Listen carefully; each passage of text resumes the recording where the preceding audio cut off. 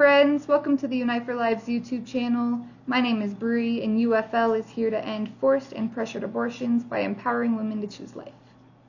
I will start by saying I'm sorry if you see my eyes wander a little bit. My baby is sleeping and I gotta keep my eyes on the monitor because the sound isn't working, so sorry if that's distracting. Anyway, today I am doing an educational video that discusses the negative emotional impacts of abortion. So the reason I'm doing this educational video and videos in the future is I hope that one, it will show people they need to stop pressuring women to abort, and two, if there are women out there who are considering abortion, I want them to be educated on the potential negative impacts that that decision has. So, this is a topic that really needs to be discussed. I really feel that it is often overlooked. So the pro-life movement focuses just mostly on saving the baby's life, and then the pro-choice is talking about reproductive rights and the freedom of choice and things like that. And I think both can really start to focus a little bit more on the women, and let's have this conversation because this is very important, the emotional negative impacts that women are experiencing. We need to harness a little bit more of our energy into that. So for the pro-life movement, let's save the baby, but hey, let's also prevent that woman from, the trauma of abortion. And then on the pro-choice side, I don't agree with any of their rhetoric. There is nothing empowering about abortion, and there is nothing empowering about the negative impacts and the emotional trauma. And I really hope that our society starts waking up to that. So everybody, let's get into the study. I'm sorry if it gets a little heavy. It is a heavy topic, but I hope you will stick around and just get well informed. So in the study, 987 post-abortive women who sought out abortion counseling self-selected themselves to be in the study. They were asked two open-ended questions. What were the most significant positives of your decision, if any? What were the most significant negatives of this decision, if any? Now in this article, before they go over those answers, they do share some statistics about women being pressured, and I really want to highlight this because I do refer to these statistics a lot. So 58.3% of the women reported aborting to make others happy. 73.8% disagreed that their decision to abort was entirely free from even subtle pressures from others to abort. So almost 3/4 of women are feeling pressured from others to abort. That doesn't even include economic pressures.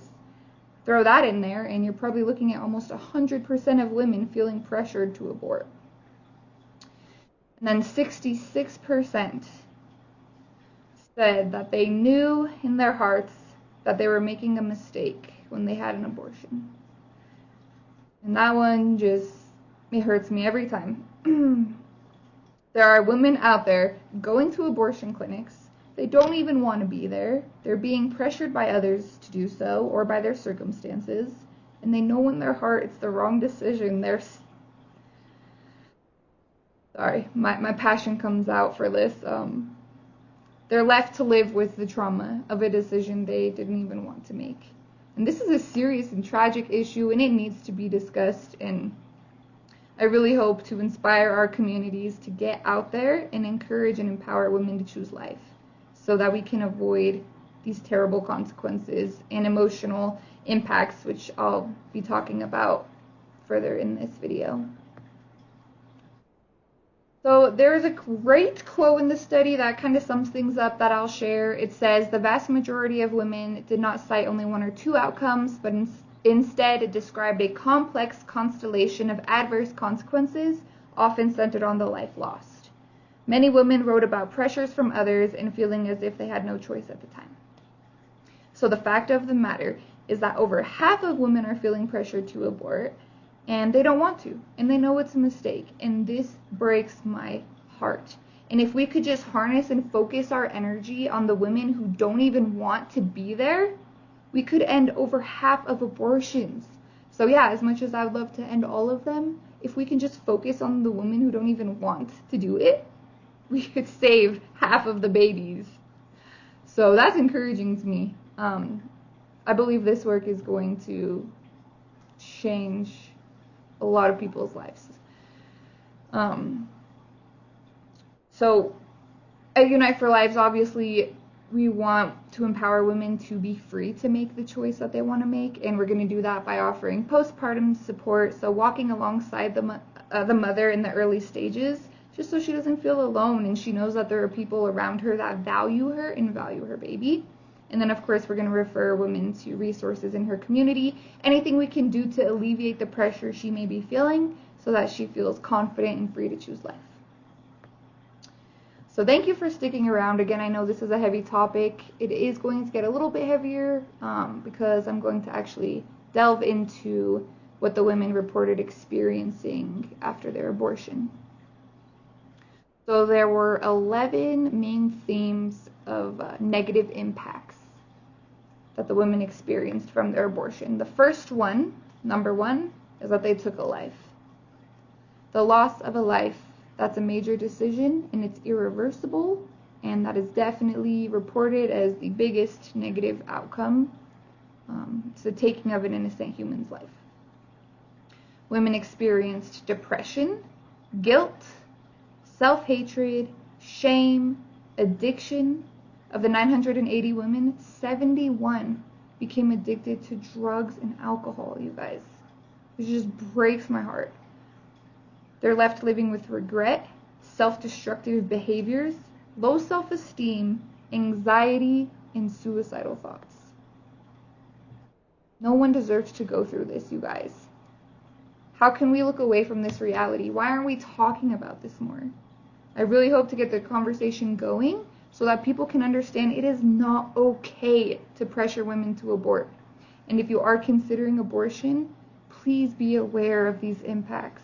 Please be aware that you may suffer emotionally tremendously from that decision, and know that you have other options, and there are so many people in your community who will help you make the choice you want to make, which is hopefully to choose life.